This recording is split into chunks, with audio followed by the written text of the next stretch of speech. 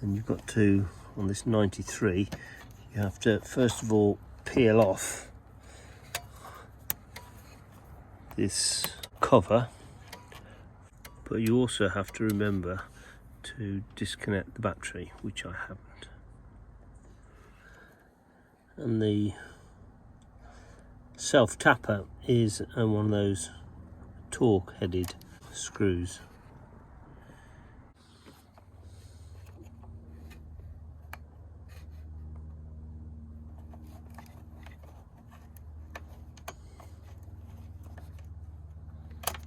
Oh, that's the danger, that you lose the connector.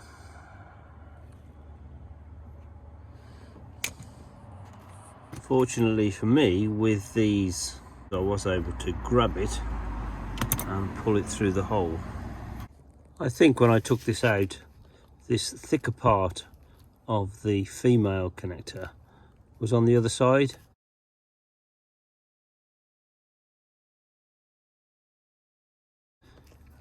When I was just putting it back, I couldn't get it back with that connector the other way around. This way, it slots in easily, and I think would have come out easily if it had been the right way around. I did take the side off here, but to retrieve that connector, it'll go in from the side there. So there are those normal self-tapping bolts. One there, one there, one there, there, and then there's a 10mm bolt that also has to be removed. And that's the rather long 10mm bolt. Once that bolt is out from the shelving, then there's also this screw that you need to take out, and then this panel comes away.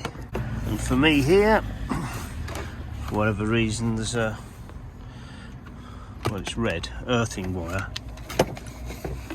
Then I was able to